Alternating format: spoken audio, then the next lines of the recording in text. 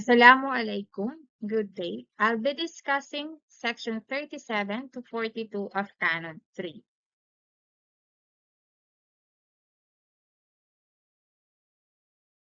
Section 37, Duty of Confidentiality in Limited Legal Services.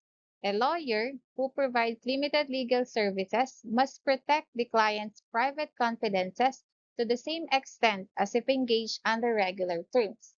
This emphasizes that even when a lawyer provides limited scope services, that is, offering assistance for only a specific legal task rather than full representation, they are still bound to protect the client's confidential information just as carefully as they would under a traditional engagement.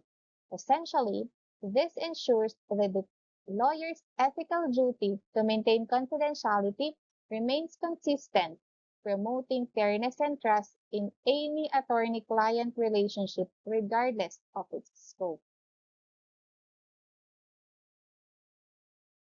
Section 38. Termination of limited legal services. Unless governed by Canon 3, Section 36, a lawyer must cease to provide limited legal services to a client when the lawyer becomes aware that there may be an actual or potential conflict of interest, except with the written informed consent of the client. In all cases, the limited legal services terminates upon the completion of such services. This section highlights the ethical and professional considerations tied to the termination of limited legal services by a lawyer. If, during the course of providing limited legal services, the lawyer identifies an actual or potential conflict of interest, they are required to stop providing those services. With the only exemption to this is if a client would provide a written informed consent.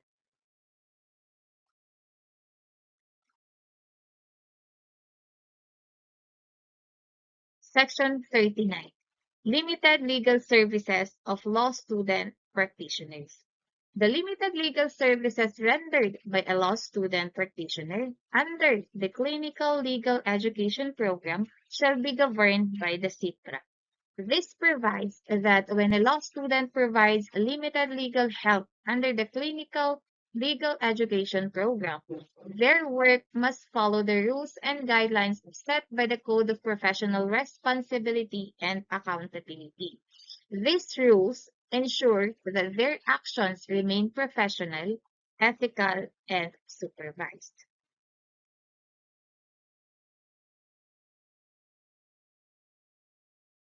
Section 40.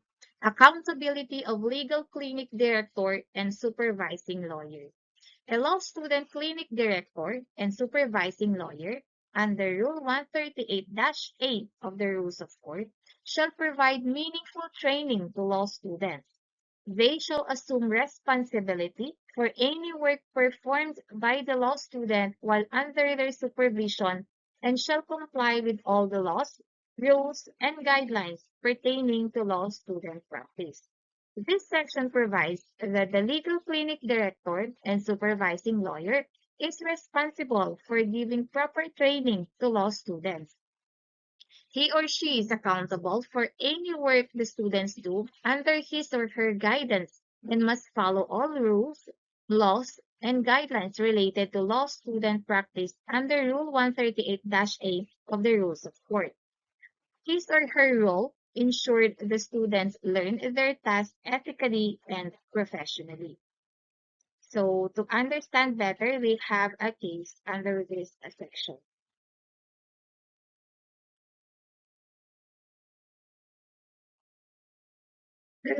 Ferdinand Cruz versus Alberto Mina, GR number 154207. So here are the facts of the case. Ferdinand A. Cruz, petitioner, is a third-year law student who filed before the METC a formal entry of appearance as private prosecutor in a criminal case. He justifies his appearance as private prosecutor on the basis of Section 34 of Rule 138 of the Rules of Court and the ruling of the Court and Bank in Katimbuhan versus Judge Cruz Junior, that a non-lawyer may appear before the inferior courts as an agent or friend of a party litigant.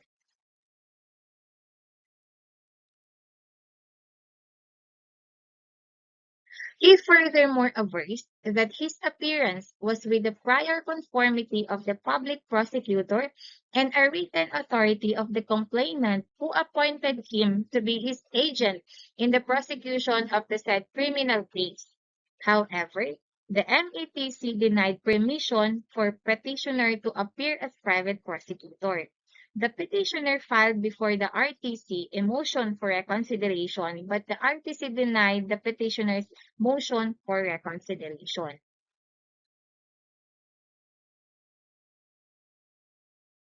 So the issue in this case is whether the petitioner, a law student, may appear before an inferior court as an agent or friend of a party litigant.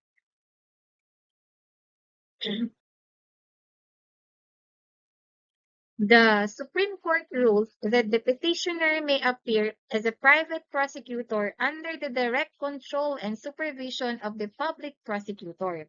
It also held that the law student practice rule, as encapsulated in Rule 138-A of the Rules of Court, prohibits the petitioner as a law student from entering his appearance in behalf of the private complainant in the criminal case without the supervision of an attorney duly accredited by the law student.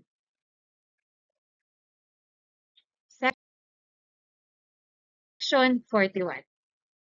Fair and reasonable fees. A lawyer shall charge only fair and reasonable fees. Attorney's fees shall be deemed fair and reasonable if determined based on the following factors: the time spent and the extent of the services rendered or required, the novelty and difficulty of the issues involved,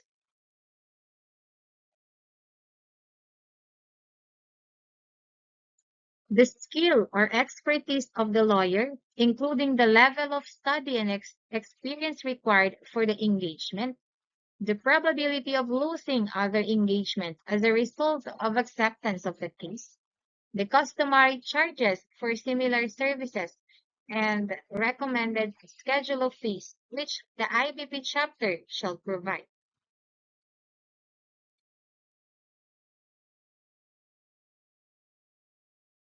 The quantitative or qualitative value of the client's interest in the engagement or the benefits resulting to the client from the service, the contingency or certainty of compensation, the character of the engagement, whether limited, seasonal, or otherwise, and other analogous factors.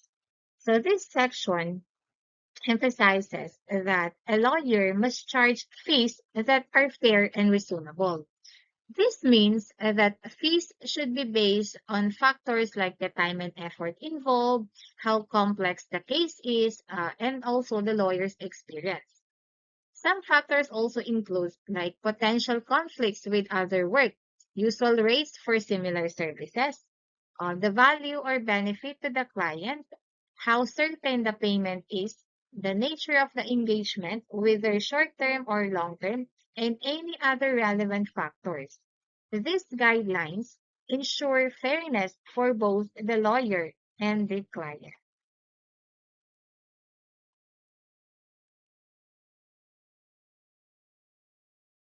So under section 41, we have a case here. Lisudan versus Court of Appeals and Domalanta, GR number 91958. So here are the facts of the case. Attorney Teodoro Domalanta was the counsel of his brother-in-law and sister, the now deceased petitioner's parents, spouses Aurelio and Felicidad Lisudan, in two civil cases, for partition and for money related to property redemption. Written contracts were made, promising Domalanta portions of the property as attorney's fees.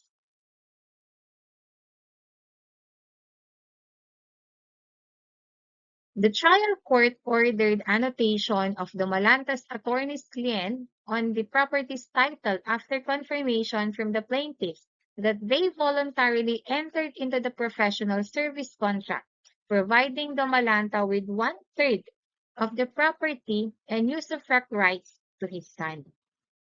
Domalanta later sought to amend this to include an additional 31 square meters awarded through a deed of absolute sale.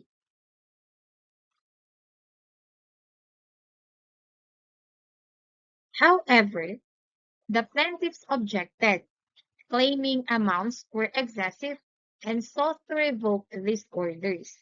Despite appeals and challenges, the respondent lawyer moved successfully with the trial court to set aside the plaintiff's contentions, rendering the original orders final.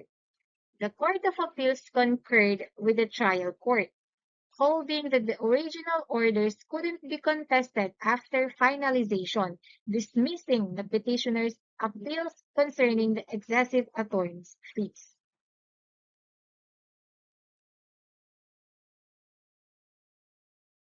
So the issue in this case is whether the fee, specifically the substantial portion of the property, which is 121.5 square meters plus usufruct rights granted to the respondent lawyer and his son, is unconscionable and excessive.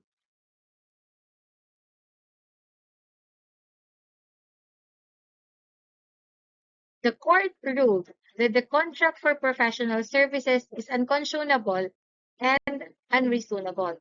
The court upheld that a lawyer shall charge only fair and reasonable fees as provided under Canon 20 of the Code of Professional Responsibility. The amount of 20,000 as attorney's fees in lieu of the 121.5 square meters awarded to the respondent lawyer and the 10 years usufructory right over the remaining portion of 150 square meters by the respondent lawyer's son is, in the opinion of this court, commensurate to the services rendered by attorney Domalanta.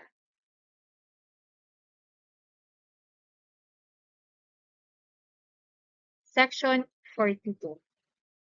Division of fees upon referral.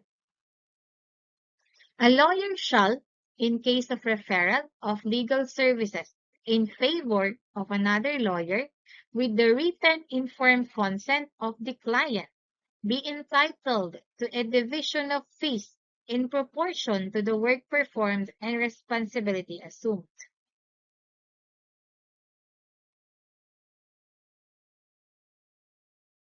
Where a lawyer undertakes to complete unfinished legal business of a deceased lawyer, a division or sharing of fees is allowed with the deceased lawyer's legal heirs or estate. This section provides that if a lawyer refers a client to another lawyer, they can share the legal fees as long as the client agrees in writing. The fees are divided based on how much work each lawyer does and their level of responsibility. Additionally, if a lawyer takes over unfinished works, legal works from a deceased lawyer, the fees can be shared with the deceased lawyer's heirs or estate. This ensures fairness in both cases. So that ends my report po. Thank you.